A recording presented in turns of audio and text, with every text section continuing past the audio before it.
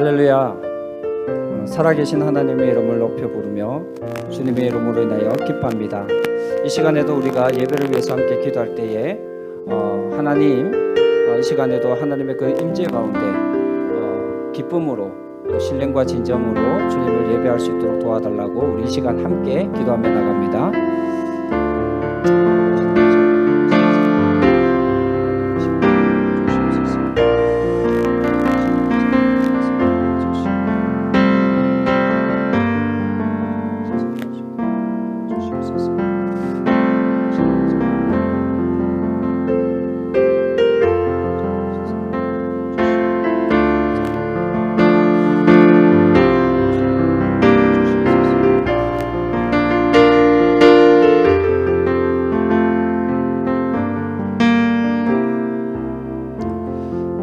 살아계신 아버지 하나님, 감사와 찬양을 드립니다.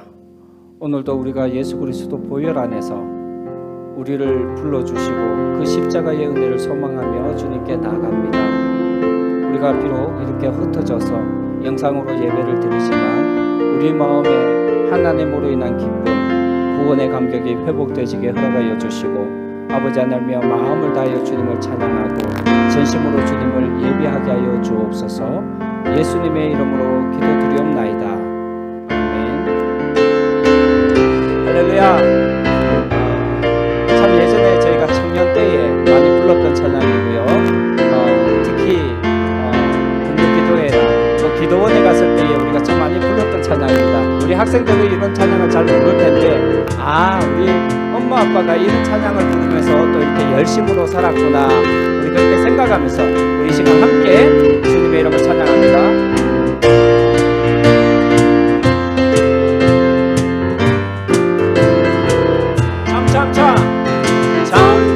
참 피 흘리신 예수의 사랑 안에서 주님의 십자가 따라 생명을 바치겠느냐. 복음의 불길 오른다 다 같이 일어나거라. 영광의 주님의 나라 다 같이 찬양하리라. 성령의 불길 성령불이야. 성령의 불길 성령불이야. 온 천하 세계 만방에 퍼지자 성령의 불길. 성령의 불길 성령불이야. 성령의 불길 성령불이야. 온 천하 세계 만방에 퍼지자 성령의 불길. 참 들려오는 구원의 큰 종소리에 복음을 전파하려면 희생을 각오하느냐. 구원은 성도들의 것 진리로 거두리로다. 우리는 천국에 가서 영생의 꽃이 되리라. 성령의 불길 성령불이야. 성령의 불길 성령불이야. 온 천하 세계 만방에 퍼지자 성령의 불길. 성령의 불길 성령불이야. 성령의 불길 성령불이야. 온 천하 세계 만방에 퍼지자 성령의 불길.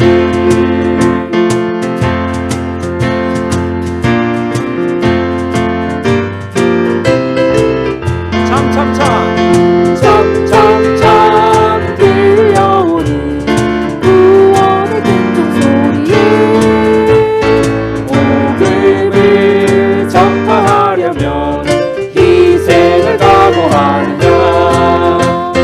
구원은 성도들의 것 진리로 거두리로다. 우리는 천국에 가서 영생의 꽃이 되리라. 성령의 불길 성령불이야.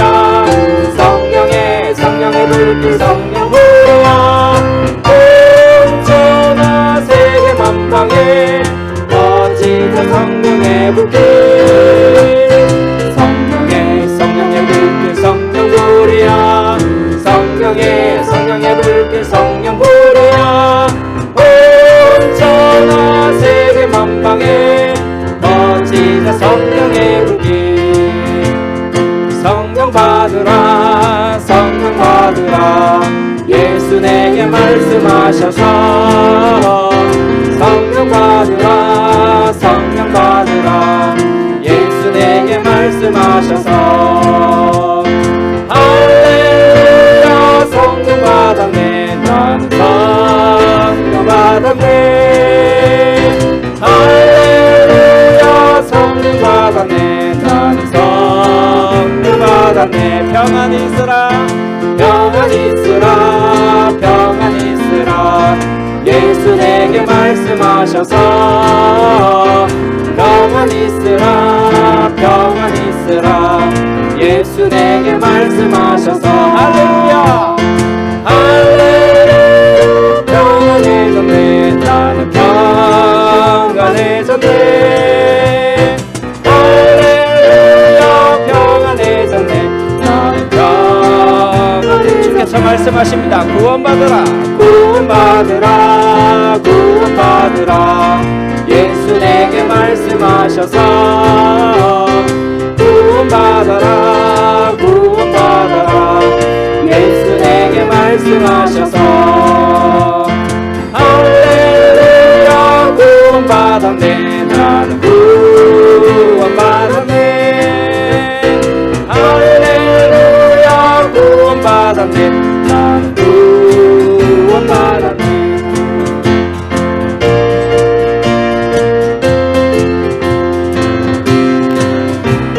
축복받으라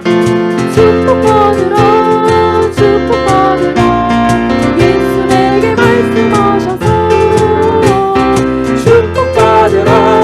축복받으라 예수 내게 말씀하셔서 할렐루야 축복받았네 나는 축복받았네 할렐루야 축복받았네 나는 축복받았네 치료받으라 예수 내게 말씀하셔서 치료받으라 예수 내게 말씀하셔서 선포합시다 할렐루야 치료받았네 나는 치료받았네 할렐루야 치료받았네 나는 치료받았네 내게 같은 평화 내게 같은 평화 내게 같은 평화 넘치네 할렐루야 내게 같은 평화 내게 같은 평화 내게 같은 평화 넘치네 내게 바다 같은 사랑 내게 바다 같은 사랑 내게 바다 같은 사랑 넘치네 할렐루야 내게 바다 같은 사랑 내게 바다 같은 사랑 내게 바다 같은 사랑 넘치네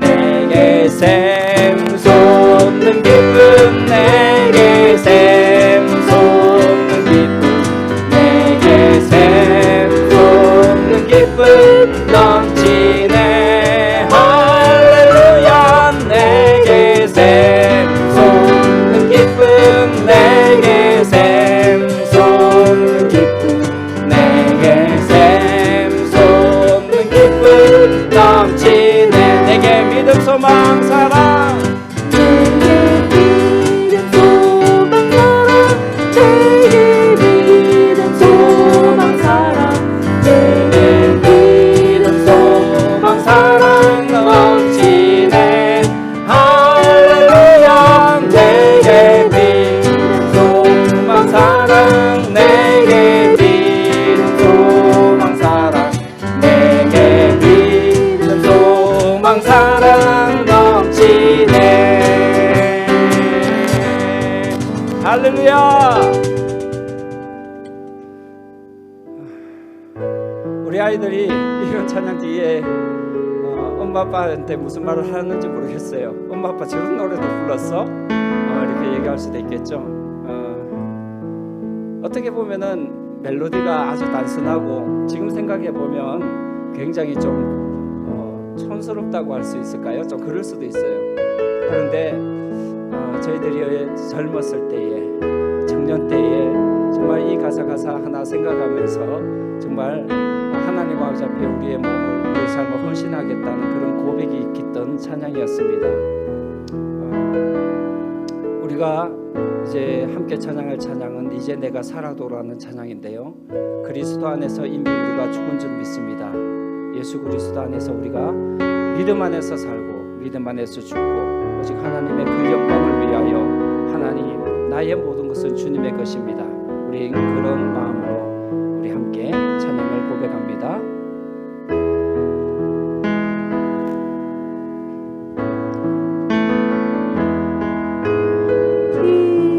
이제 내가 살아도 주 위에 살고 이제 내가 죽어도 주 위에 죽네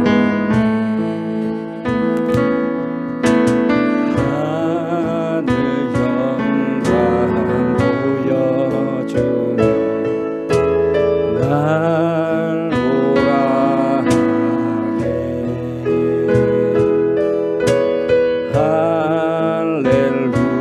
할렐루야 찬송하며 주께 갑니다.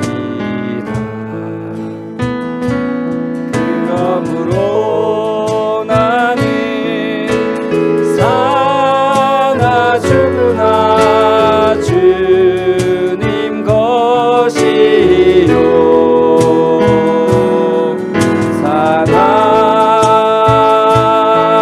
죽으나 사나 죽으나 널 위해 피 흘리신 내 주님의 것이요 이제 내가 떠나도 저 천국 가로 이제 내가 있어도 주 위에 있네 우리 예수 찬송하며 나는 가겠네 천국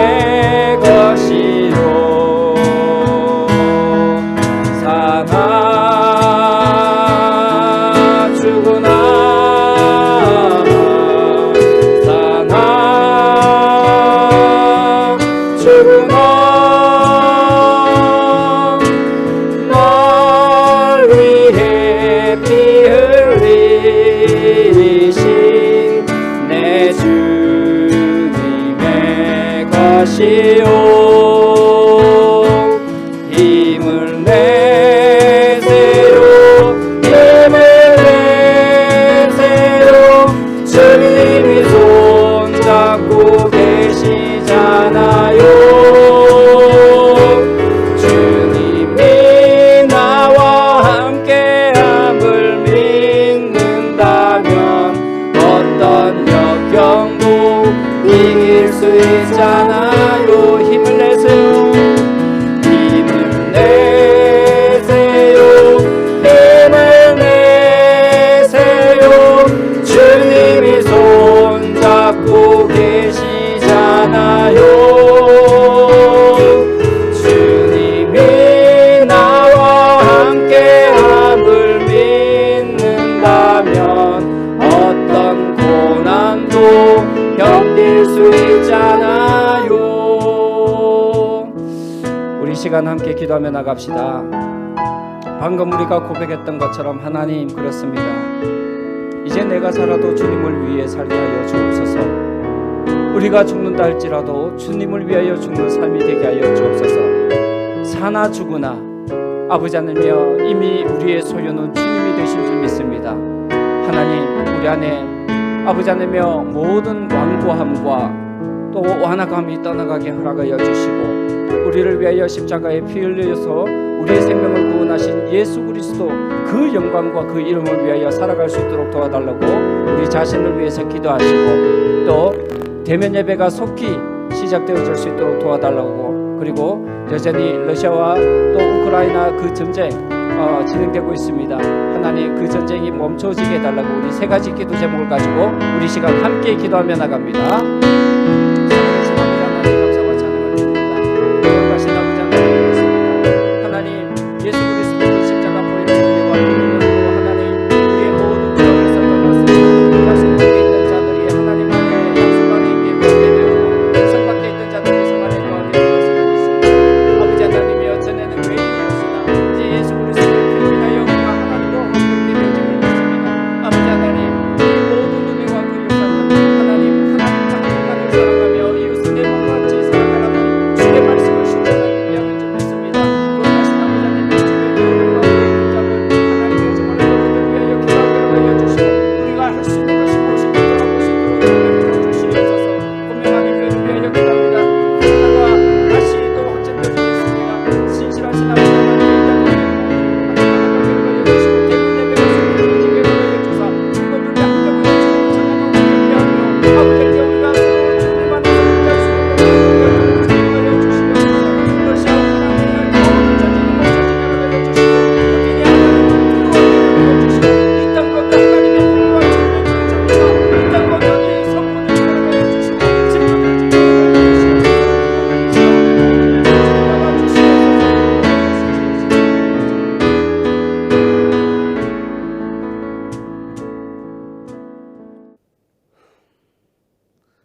만물을 창조하시고 온 우주의 왕이 되시는 하나님 아버지, 하나님 아버지 은혜와 사랑에 감사와 찬양을 올려드립니다. 지금껏 변함없이 저희들을 사랑하시고 한 주간 동안도 우리의 삶의 터전에서 주님이 함께 동행하여 주시며 거룩한 주일을 맞이하여 예배의 자리에 인도하여 주시니 감사드립니다. 몸뿐 아니라 마음으로, 그리고 우리의 정성을 다하여 주님을 경배하오니 고개 숙여 경배하는 이들의 예배를 연락하여 주시옵소서. 지난 한 주간 세상으로 미끄러져 갔던 저희들의 연약한 모습을 뒤돌아보게 됩니다. 탐욕으로 찌든 저희 영혼을 주의 보혈로 씻겨주시고 보혈의 능력으로 일어서게 해주시기를 기도드립니다. 세상의 헛된 욕망에 함몰되어 어리석은 삶을 추구하지 않으며 주의 사유하심이 은혜가 충만하여 거룩하고 흠없는 자로 세워 주시옵소서. 그리고 당신의 굳센 팔로 강하게 붙잡아 주셔서 주님과 함께 어두운 이곳에서 승리하는 우리 모두가 되게 하여 주시옵소서. 세상을 이기신 주님, 이 세상은 사탄이 모든 사람들을 종속시키고 있습니다. 특히 자신들의 이익과 탐욕의 눈이 어두워 이웃을 보지 못하고 형제 자매들을 외면하는 실정에 있습니다. 러시아의 침략으로 고통받고 있는 우크라이나 국민들을 국리히 여겨주시고 미얀마를 비롯한 세계 여러 나라에서 발생되고 있는 각국의 어려움들을 불쌍히 여겨주셔서 하루속히 주님의 방법으로 이러한 일들이 해결되고 하나님이 살아계심이 역사하심을 깊이 깨닫는 전 세계 사람들이 되게 하여 주시옵소서. 직분을 주신 주님, 저희 교회 모든 직분자들이 주님께서 주신 직분을 소중하게 잘 감당할 수 있도록 능력 주시고 역사하여 주시옵소서. 겸손과 헌신으로 주님의 영광을 올리는 직분자들이 되게 하여 주시옵고 모든 일들을 내 힘과 내 뜻으로 행하여 주님의 영광을 가리지 않도록 하고 오직 주님만을 위한 주님에 의한 주님의 힘으로 행하는 귀하고 복된 직분자들이 되게 하여 주시옵소서. 은혜로우신 하나님 아버지, 지금은 사순절 기간으로 보내고 있습니다. 십자가의 사랑으로 우리를 구원하시고 홀로 인류의 죄악을 담당하사 모든 죄를 용서하신 그 크신 은혜에 감사드립니다. 자신의 믿음을 점검하고 주님께 마음을 집중하여 오직 주님만 바라보는 저희들이 되게 하여 주시옵소서. 또한 함께 나누고 격려하면서 주님이 보여주신 그 큰 사랑을 조금이라도 실천으로 옮기는 귀한 은혜와 능력을 부어 주시옵고 조속히 정상적인 예배가 이루어져 성도들이 함께 찬양과 영광 드릴 수 있도록 은혜 내려 주시옵소서. 이 시간 단위에 세우신 장성원 담임 목사님을 위해 기도합니다. 영육간의 강건함을 더해 주셔서 말씀을 증거하실 때 성령의 역사가 크게 일어나 그 말씀으로 인하여 우리 모두가 변화되고 남아있던 옛사람을 버리고 새 사람으로 거듭나는 커다란 역사의 말씀이 되게 하셔서 우리의 심령 구석구석마다 새롭게 되는 귀한 은혜를 허락하여 주시옵소서. 오늘 이 시간 예배를 돕는 모든 손길을 축복하여 주시옵고 눈에 보이지 않는 곳에서 봉사와 헌신하신 손길을 기억하여 주셔서 그들의 땀과 노력이 헛되지 않도록 하나님의 사랑으로 위로하여 주시옵소서. 모든 예배를 주님께 의탁하옵고 사랑이 많으신 우리 예수님 이름으로 기도드립니다. 아멘. 아멘.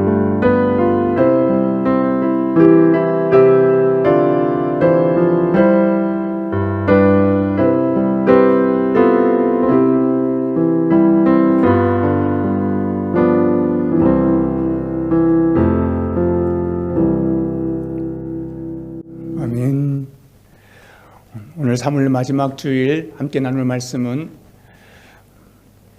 마가복음 13장 말씀입니다.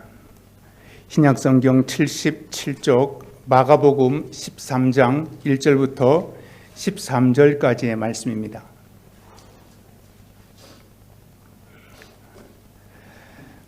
(1절부터) 13절까지의 말씀 우리 다 같이 한 목소리로 뜻을 생각하면서 읽도록 하겠습니다. 같이 봅니다.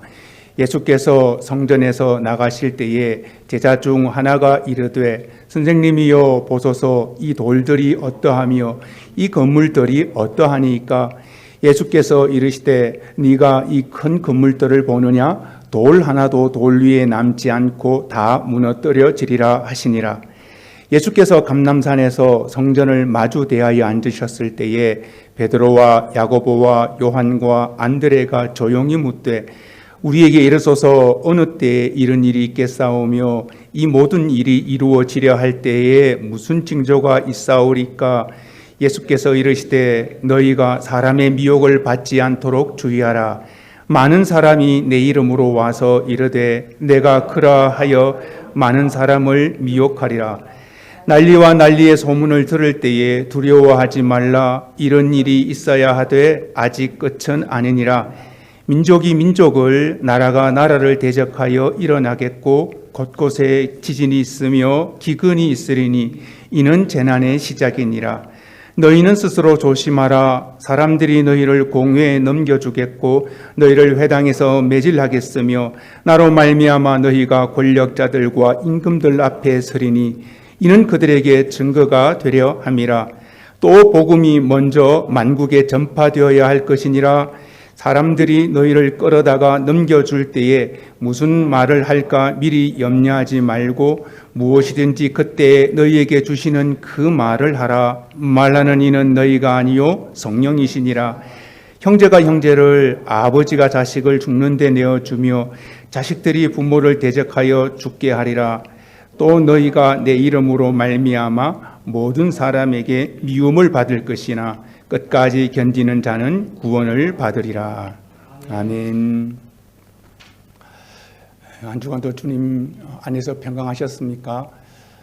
3월 마지막 주일 우리 함께 말씀을 나누도록 하겠습니다. 며칠 전 일어났던 우리 동방항공 항공기 추락 사건에 관해서 여러분도 다 알고 계실 것입니다. 정말 안타깝고 일어나지 않았어야 할 그런 사고였지만 사고를 접하는 우리는 늘 군밍에서 광주로 자주 다니는 그런 항로여서 우리가 더 관심도 많고 또 받은 심적 충격도 컸으리라 그런 생각이 듭니다. 여러분도 영상도 여러분 영상을 통해서 보셨겠지만 저는 그 비행기 안에 비명 소리도 이렇게 나오는 영상이 있더라고요. 진짜인지 아닌지는 잘 모르겠지만 비명 소리가 함께하는 그런 소리를 들으면서 두 번 듣기는 힘들다 할 정도로 좀 저도 많은 충격을 받았습니다. 참 사고 당한 그런 가족들, 아픔을 당한 이웃들, 또 그런 분들에게 참 위로의 말씀을 전합니다. 이런 사고를 보면서 그런 생각이 들었습니다. 저는 마음속으로 하나님한테 그런 마음으로 하나님 앞에 기도했어요. 하나님, 저도 언젠가는 죽음을 맞이할 것이지만 너무 고통스러운 비명 중에 죽음을 맞이하지 않도록 하나님 그렇게 해주셨으면 좋겠습니다. 그런 마음이 사실 들었습니다. 사람은 누구나 한 개인의 종말, 한 개인의 마지막에 대해서도 궁금한데요. 한 나라와 온 세상에 대한 마지막, 그것도 사람들에게 적지 않은 궁금함입니다. 오늘 말씀에서 제자들이 예수님께 대해 예수님 앞에서 마지막에 대한 그런 말씀으로 예수님께 질문을 합니다. 그들이 예루살렘 성전 동문에서 나와서 감람산에 올랐을 때 그 중턱에서 예루살렘 성을 보면서 나누었던 이야기, 그 가르침이 오늘 말씀이었습니다. 예수님께서 오늘 이 말씀은요, 마지막에 대한 말씀이셨습니다. 마지막에 대한 가르침이 마태복음 24장, 또 마가복음 13장, 또 누가복음 21장, 이 같은 내용이 조금씩 다르게 기록되어 있는데요. 이 사복음서에서 마지막에 대한 말씀을 공통적으로 기록한 그 기록자의 의도, 그리고 예수님께서 십자가를 지시기 전에 하셨던 이 마지막에 대한 말씀에 대한 의미, 그것은 정말 중요한 내용이었습니다. 예수님께서 이 말씀을 하시면서 특별히 이 부분은 조심하고 또 조심해야 될 것을 이야기하실 때 오늘 말씀 5절에서 너희는 사람의 미혹을 받지 않도록 주의하라 라고 그렇게 말씀하셨고요. 또 9절에서는 너희들은 스스로 조심하라 그렇게 말씀하셨고요. 또 뒤에 23절에서는 너희는 삼가라, 다른 말로 너희는 조심하라. 이 한 장에서 너희는 조심하라라는 말을 3번이나 하면서 이것은 너희 임의대로 마음대로 해석할 문제가 아니라, 너희 임의대로 마음대로 이해할 문제가 아니라 이 말씀을 하는 본뜻, 본래의 의미를 너희가 잘 기억해라라는 그런 말씀이셨던 것입니다. 예수님께서 마지막을 이야기하시면서 심판을 말씀하시면서 이 말씀의 본래의 뜻, 본래의 예수님의 가르치신 의도, 그것은요, 구원을 위한 말씀이셨다는 사실입니다. 구원, 왜냐하면요, 오늘 마가복음 오늘 읽었던 본문의 마지막 절을 보면 13절 말씀을 보면 끝까지 견디는 자는 구원을 받으리라. 심판의 메시지는요, 구원과 연결되어 있어요. 마태복음 24장에도 동일해요. 마태복음 24장에도 마지막 때의 재난의 징조를 이야기하시면서 주님께서 끝부분에 이렇게 끝까지 견디는 자는 구원을 얻으리라는 말씀을 하시면서 내가 그날에 하나님의 백성들을 땅끝 하늘 아래 땅끝 이쪽에서부터 저쪽까지 다 불러 모으리라. 이것은 또 구원에 관해서 하신 말씀이셨다는 것입니다. 누가복음 21장 말씀에도 마찬가지입니다. 너희 머리털 하나도 상하지 않도록 하겠다. 끝까지 견디는 자에게 영혼의 구원이 있으리라. 마태복음, 마가복음, 누가복음 동일하게 이 마지막을 이야기하면서 예수님은 결론은 구원이었다는 것이죠. 그러면 이 말씀을 어떤 기준에서 이 재난의 징조에 대한 말씀을 해석해야 되겠습니까? 그것은요, 바로 구원, 하나님이 이루실 구원에 초점, 관점을 두어야 한다는 것입니다. 본래의 뜻은 이것입니다. 심판은 있다. 그러나 하나님이 구원하신다. 이 관점에서 마태복음 24장, 마가복음 13장, 누가복음 21장을 이 재난의 징조에 대해서 이해해야 된다는 것입니다. 오늘 이 말씀은 예수님께서 십자가를 치는 그 주간에 안식일 날 나귀를 타고 예루살렘 성에 입성하시고, 그리고 성전을 청결하게 하시고, 그리고 성전에서 논쟁하실 때에 무슨 권위로 성전을 이렇게 사람들을 쫓아낼 수 있습니까? 권위에 대한 논쟁, 그리고 가이사에게 세금을 바쳐야 되냐, 바치 되지 않느냐, 세금에 관한 논쟁, 그리고 부활이 진짜로 있냐 없냐, 부활에 대한 논쟁, 이 논쟁을 마치고 예수님께서 예루살렘 동문을 통해서 다시 맞은편 감난산으로 올라가는 그 과정에서 나누었던, 가르쳐주셨던 말씀이셨습니다. 예루살렘에 가보신 분들은 그 그림이 그려지실 거예요. 예루살렘 성이 있으면 그 계곡으로 내려가서 다시 감남으로 올라가면 올리브 나무가 많은 그 맞은편에서 예루살렘 성이 이때 얼마나 화려했는지, 헤롯 왕이 46년간 유대인들에게 환심을 사기 위해서 46년간 이 성전을 지어왔습니다. 돔은, 그 위에 돔은 황금으로, 석양을 뒤로 한 그 황금돔이 얼마나 화려했겠습니까? 그 화려한 예루살렘 성을 보며 이 감람산에서 제자들과 함께 그것을 보며 이 말씀을 나눈 것입니다. 오늘 1절 말씀에 제자들이 먼저 예수님께 말씀드려요. 선생님이요, 이 돌들이 어떠하며 이 건물이 어떠합니까? 라고. 이 말의 의미는요, 예수님 정말 멋지지요. 정말 황홀하지요. 이 돌들이란 예루살렘 성전을 이룬 그 돌, 요세푸스의 기록에 의하면 이때 당시에 그 성전의 돌 길이가 20m, 높이가 6m, 넓이가 3.6m. 그때 당시에 역사가가 그렇게 돌이 이 정도 컸습니다. 지금도 이런 돌을 만들기 힘든데, 이 큰 돌들이 쌓은 예루살렘 성이라는 거죠. 그 성전이라는 거죠. 이 돌들이 어떠하며 이 건물의 화려함이 어떻습니까? 근데 주님께서 방금 바로 직전에 예수님께서 성전을 어떻게 하셨어요? 성전에서 비둘기 파는 자를 쫓아내시면서, 짐승 파는 자를 쫓아내시면서 환전한 자를 책망하셨는데요. 예수님은 그렇게 쫓아내시면서 이 집은 만민이 기도하는 집이다, 성전의 본질을 선포하셨는데, 제자들은 여전히 성전의 외형을 보고 감탄하고 있어요. 어쩌면 이렇게 주님의 마음을 몰라도 이렇게 모를 수 있을까요? 어쩌면 우리 모습일지도 몰라요. 우리가 늘 주님의 말씀을 묵상하고 말씀 앞에 살면서도 주님이 우리를 향한 뜻과 상관없이 생각하고 살아가는 그런 삶이 우리에게도 많기 때문이죠. 예수님께서 이 성전의 외모만 보고 감탄하고 있는 이 제자들에게 예수님께서 이렇게 말씀하십니다. 오늘 2절 말씀이죠. 너희가 이 큰 건물들을 보느냐?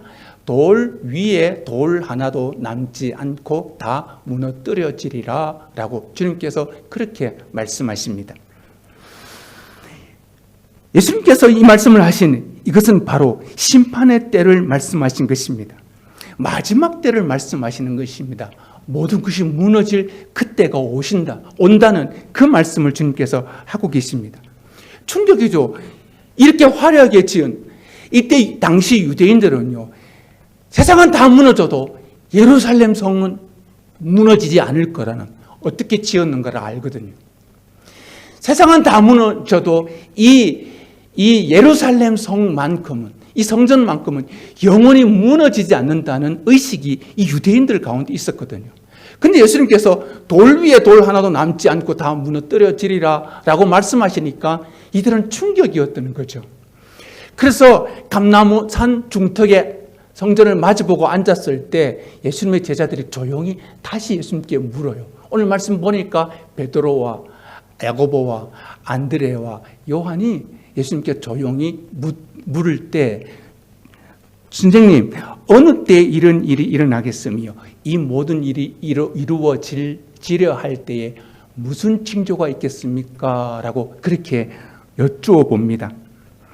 주님께서 이것을 설명하시기 전에 5절에 이렇게 말씀하세요. 너희가 사람의 미혹을 받지 않도록 주의하라.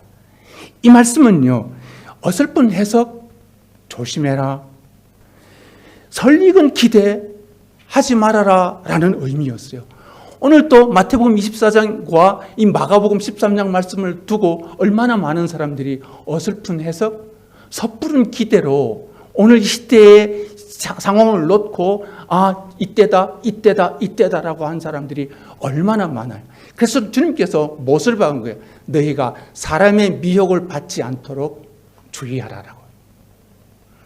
그러면서 하신 말씀이 이 말씀이에요. 6절에 많은 사람이 내 이름으로 와서 내가 그라 할 것이다. 이것은 주님께서 이 6절부터 11절까지의 이 예언의 말씀은요, 가까이는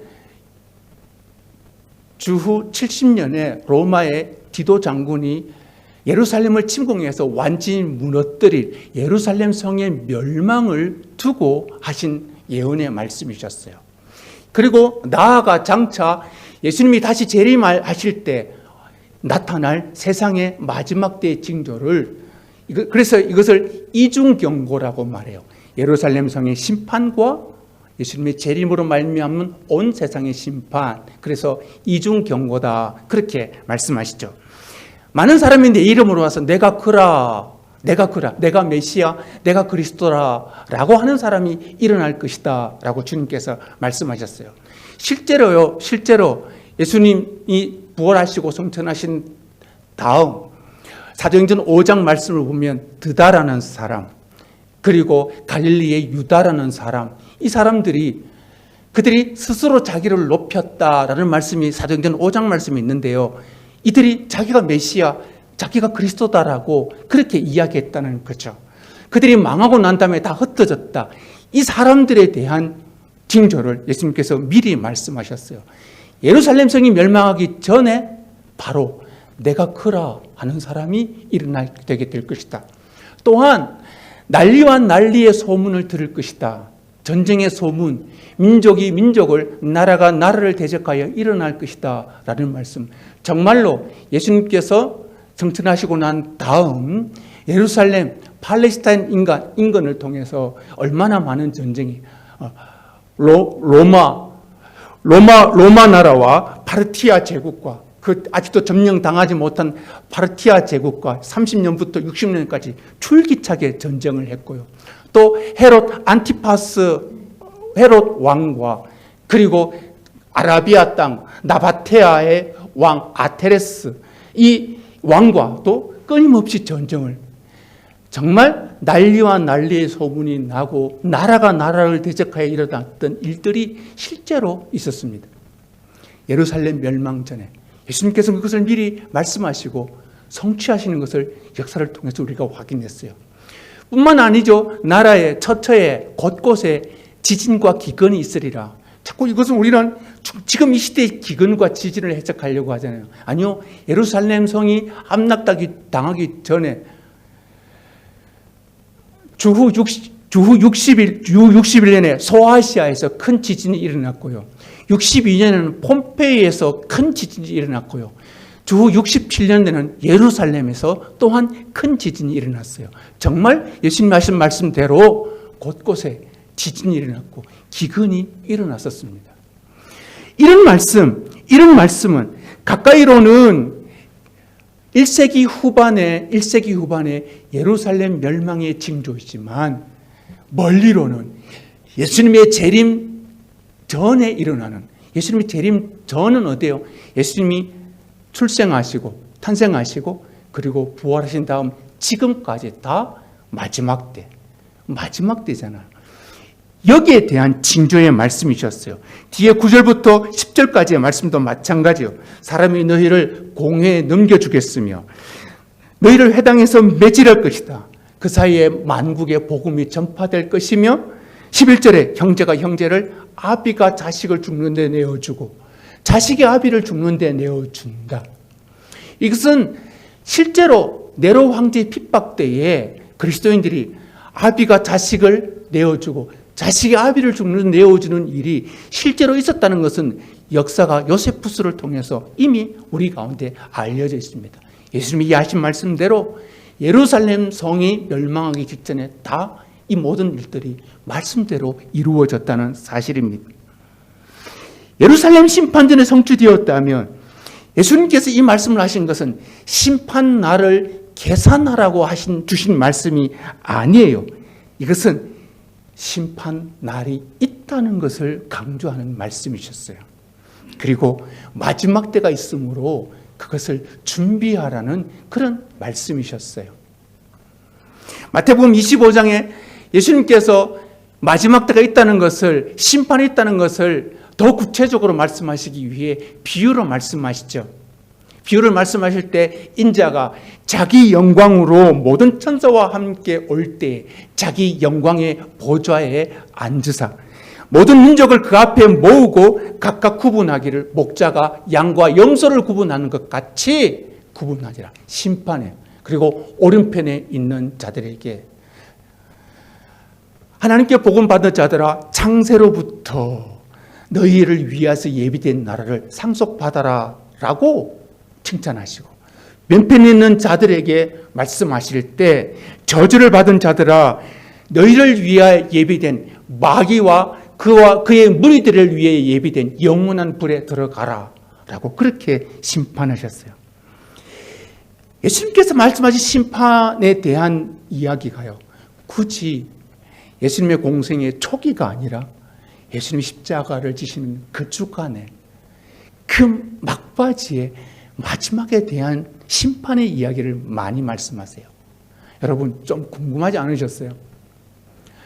예수님께서 심판의 이야기를 미리 하시지 않고 예수님이 심판을 당하실 그 십자가를 지는 그 주간에 심판에 대한 이야기를 집중적으로 하시고 그리고 제자들에게 가르침으로 말씀하세요. 무슨 의미일까요? 그것은 바로 십자가와 심판은 깊은 연관이 있다는 말씀이에요. 십자가는 다른 말로 구원이지 않습니까? 구원과 심판은 깊은 연관이 있다는 의미가 여기 배후에 깔린 거라는 말씀입니다. 성경의 역사를 통해서 이것을 알 수 있습니다. 심판과 구원은요, 깊은 연관을 가지고 있습니다. 하나님이 행하신 심판에는 반드시 하나님의 행하는 구원이 있다는 것, 이것이 구약 역사에서 그 굴곡 있는 큰 점에서 우리에게 가르쳐 주시는 말씀이셨어요. 한번 보실래요? 창세기 3장에 왜 에덴 동산에서 아담과 하와가 죄를 범하잖아요. 그들이 하나님께서 금하신 선악을 알게 하는 열매를 그들이 범했을 때 하나님께서 그들에게 심판하세요. 하와에게는 어떤 말씀으로 심판하시죠? 너는 내게 임하는 내가 너에게 임신하는 고통을 크게 할 것이고 너는 수고하여 자식을 낳을 것이다. 그리고 너는 남편을 원하며 남편이 너를 다스릴 것이다 라고 말씀하셨어요. 그리고 아담에게는 너는 네가 흙으로 돌아갈 때까지 얼굴에 땀을 흘려야 먹을 것을 먹게 될 것이다. 냉혹한 심판이셨죠. 하나님께서 아담과 하와에게 심판을 내리셨습니다. 그리고 그 다음에 하나님께서 하신 일이 뭐죠? 그 다음 말씀 보면 이런 말씀이 있어요. 여호와 하나님이 아담과 그의 아내를 위하여 가죽옷을 지어 입히시니라. 가죽옷은 의미가 뭐죠? 가죽옷은요, 자기들의 수치를 가릴 수가 없었어요. 너희들의 수치를 가려주시는 이는 여호와 하나님이라는 사실을 이 사건을 통해서 말씀하시는 것이죠. 그리고 장차 궁극적인 구원, 수치를 가려줄 궁극적인 구원은 하나님으로 말미암아 행해질 것이라는 그 구원의 메시지가 심판과 함께 나타내어 주셨다는 말씀이에요. 이것이 창세기 3장의 말씀이죠. 그리고 그들이 출애굽했을 때 우리 출애굽기 5장부터 출애굽기 10장까지의 말씀을 볼 때 8장부터 12장까지의 말씀을 볼 때 하나님께서 그렇게 말씀하세요. 바로 왕에게 심판의 메시지를 말씀하실 때 애굽 땅에서 모든 처음 난 것을 내가 다 치고 애굽의 모든 신을 내가 심판하리니 나는 여호와니라. 애굽의 처음 난 것을 다 치고 애굽의 모든 것을 내가 신을 심판하리라 라고 말씀하시고 나는 여호와이다. 그 심판 때에 하나님이 누구이신가를 말씀하세요. 그리고 하나님께서 동시에 구원의 메시지를 이렇게 말씀하세요. 출애굽기 12장 말씀을 보면요. 너희는 이르기를 이는 여호와의 유월절 제사라. 여호와께서 애굽 사람에게 재앙을 내리실 때에, 다시 말하면 애굽 사람에게 심판을 내리실 때에 애굽에 있는 모든 이스라엘 자손의 집을 넘으사 우리의 집을 구원하셨느니라 라고 말하라. 기억하라는 말씀이죠. 유월절을 말씀하시면서. 이것은 뭐죠? 하나님이 누구인가? 하나님은 심판하시고 자기 백성들을 구원하신다는 거예요. 창세기 3장 말씀에서도 하나님께서 아담과 하와에게 옷을 지어 입히시면서 여호와 하나님이 누구야? 너희들에게 수치를 가려주는 하나님. 여호와 하나님이 하셨다는, 하나님이 누구이신가를 나타내시고 또한 하나님이 구원하신다는 것을 증거하시는 것이 바로 창세기 3장, 출애굽기 8장부터 12장까지의 말씀이셨어요. 이것이 다시 남유다를 심판하실 때 에스겔서 5장부터 7장까지의 말씀을 보면요, 거기에도 심판의 메시지와 구원의 메시지가 동일하게 제시되어요. 에스겔서 5장부터 7장 사이의 말씀은요, 아직 남유다가 멸망하지 않았어요. 한 596년 정도 되었으니까요. BC 주전 596년 정도 되었으니까 아직 남유다가 멸망되지 않은 시점이었어요. 하나님께서 왜 남유다가 멸망할 수밖에 없는지를 저 포로로 끌려가 있는 에스겔에게, 바벨론 땅에 있는 에스겔에게 그렇게 말씀하세요. 패역한 이스라엘 백성의 심판을 말씀하시면서 하나님 이렇게 말씀하세요. 나 여호와가 말하노라. 나 곧 내가 너를 치며 이방인의 목전에서 너에게 벌을 내리되 너희의 가정한 일들로 말미암아 내가 전무후무하게 너희에게 벌을 내리리라. 전무후무하게 내가 너희에게 벌을 내리리라. 하나님께서 이렇게 말씀하신 적은 처음이에요. 아버지가 아들을 죽는 자에게 죽는 데 내어주며 아비가 자식의 아비를 죽는 데 내어주고 너희가 내 성소를 더럽혔은즉 나도 너희를 아끼지 아니하고 긍휼을 베풀지 아니할 것이다. 가장 아주 냉혹한 심판의 메시지를 말씀하셔요. 그런데 그 뒤에 하나님께서 다시 동시에 구원의 메시지를 말씀하시는데요. 이렇게 말씀하세요. 그러나 너희가 여러 나라에 흩어져서 내가 너희 중에서 칼을 피하여 이방인들 중에 살아남은 자가 있게 할 것이다.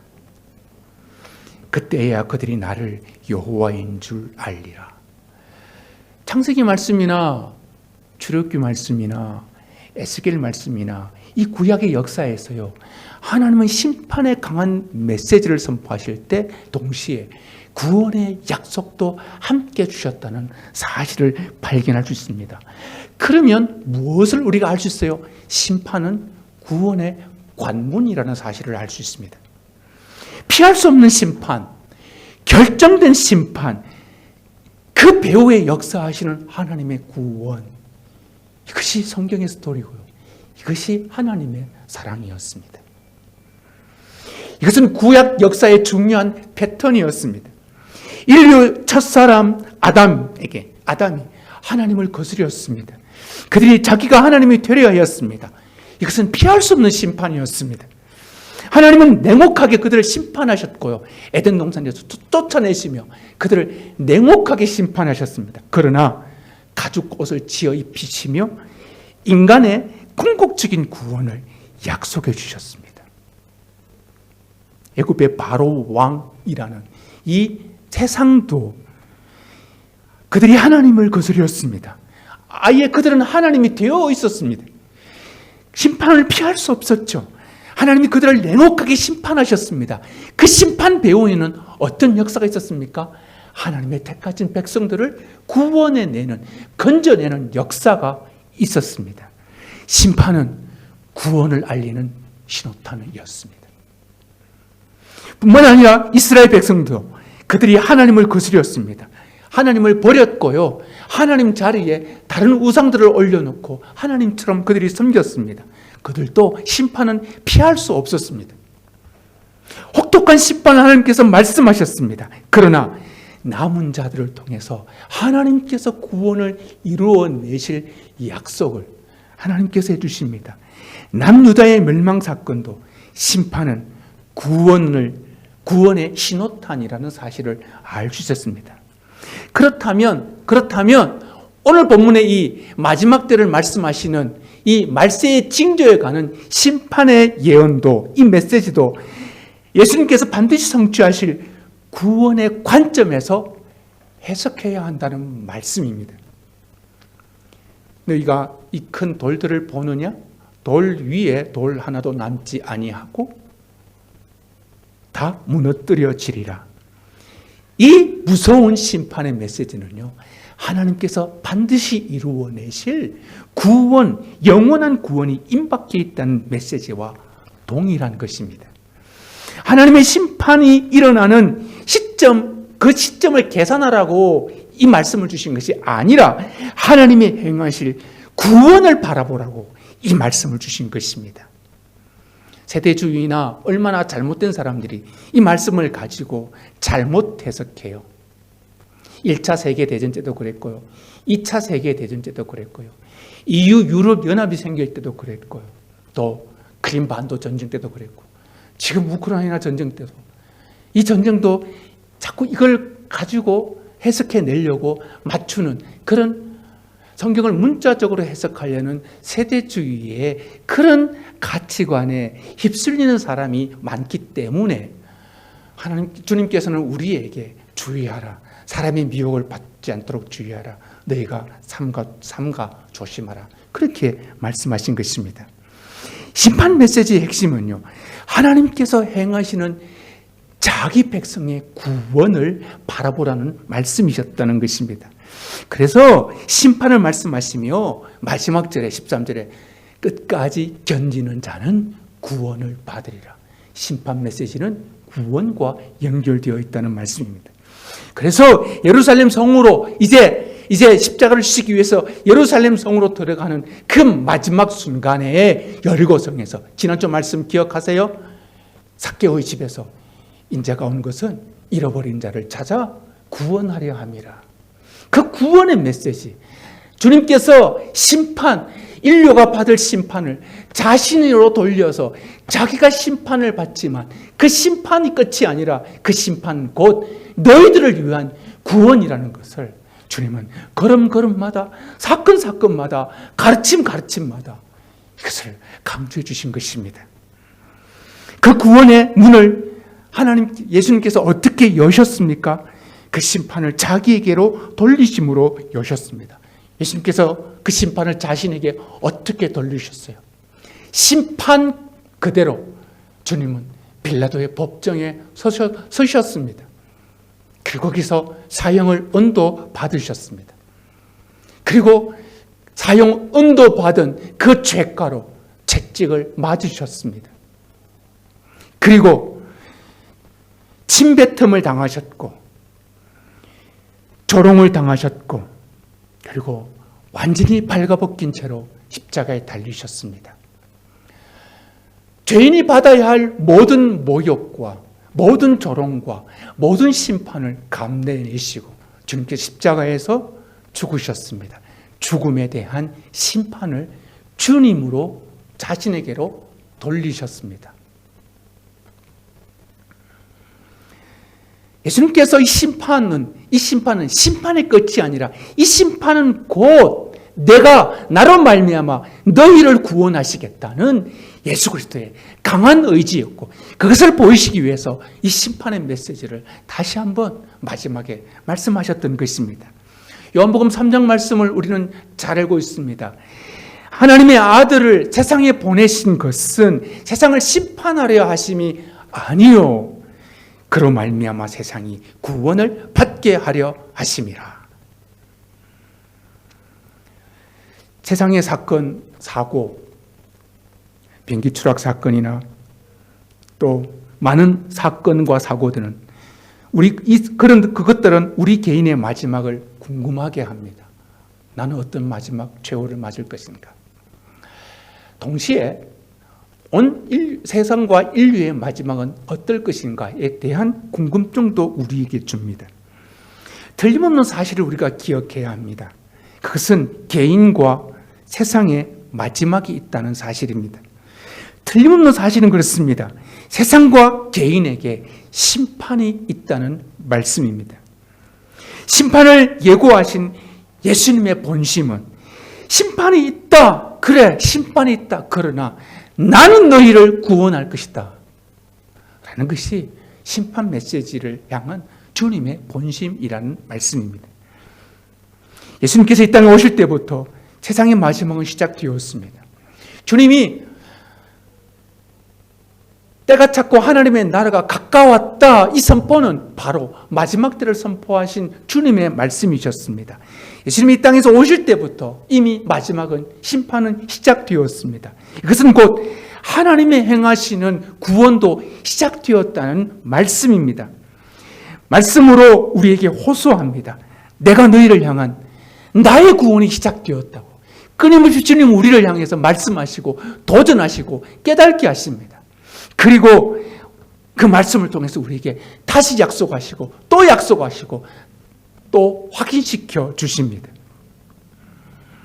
그 속에서 우리는 주님 앞에 이 흔들리지 않는 믿음을 가지고 진실한 그리스도의 삶으로 살아내는 하나님의 사람이 되어야 할 줄로 믿습니다.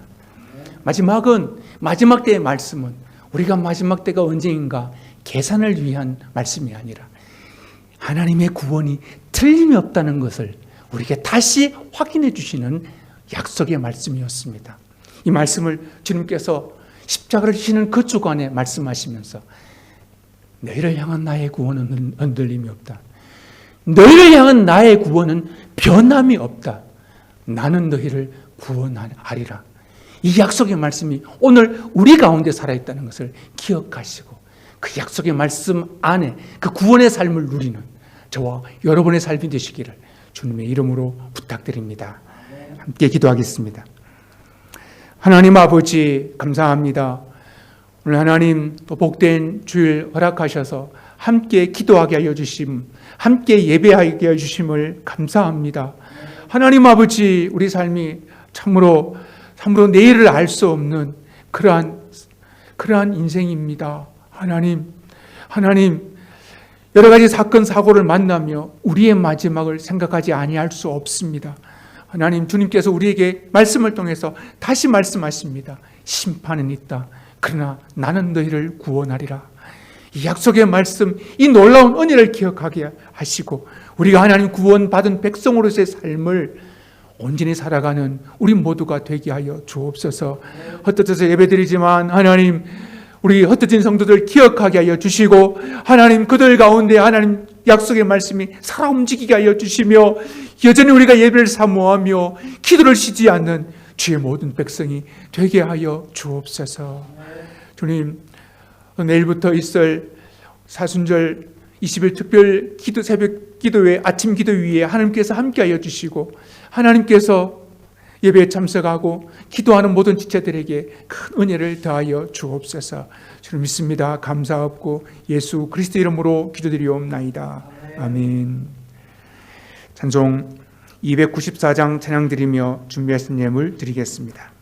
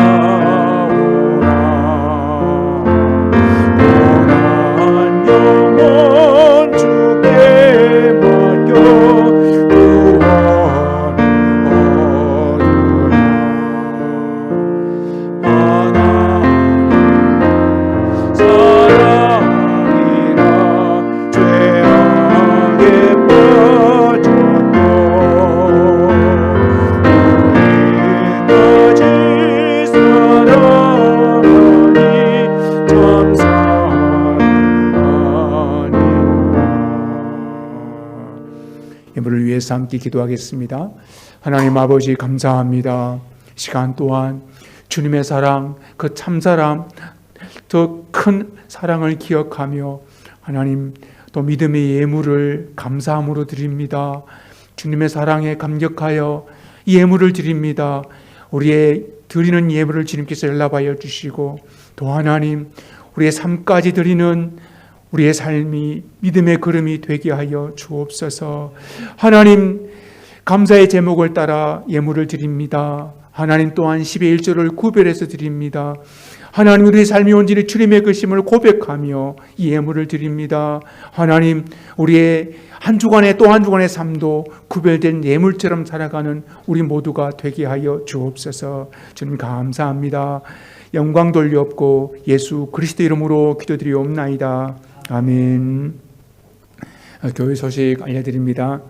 내일 아침부터 20일 사순절 아침 기도회를 시작하도록 하겠습니다. 아침 9시부터 한 20분 동안 이렇게 말씀 기도 제목 나눌 거고요.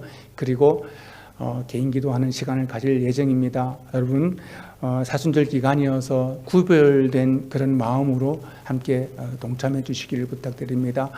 웨이신으로 제가 줌 주소는 웨이신으로 개인적으로 여러분들에게 보내드리도록 하겠습니다. 함께 동참하셔서 한 목소리를 기도하고 또 기도 제목 나누고 그렇게 할 수 있도록 하겠습니다. 예, 다음 주일 예배 대표 기도는 김성일 장로님이십니다. 그 다음 주일은 유덕기 장로님 준비해 주시기 바랍니다. 개업 축하드립니다. 명동가 식당 우리 안은숙 정치한 집사님이 우리 남쪽의 명동가 식당을 개업하셨습니다. 여러분 가셔서 또 축하해 주시기 바랍니다. 그리고 아쉬운 것은 이번 주 30일 날 우리 성욱이 성준의 윤경희 집사님이 한국으로 귀국하시기로 되어 있습니다. 여러분 인사해 주시고 또 이렇게 위에서 기도해 주시기 바랍니다. 예, 기도드리고 축도로 예배를 마치도록 하겠습니다.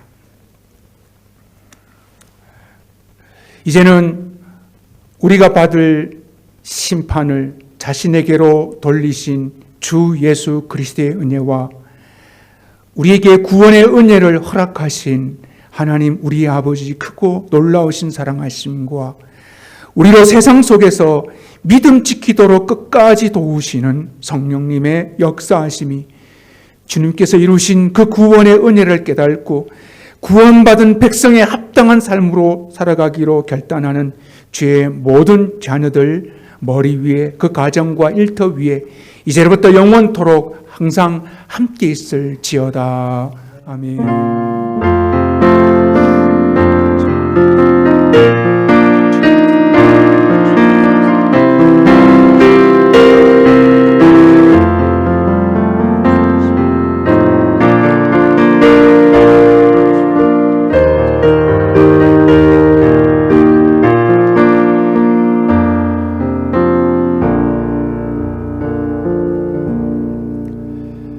예배 마쳤습니다. 한 주간도 승리하시고 주 안에서 보내는 복된 한 주간 되시기를 바랍니다.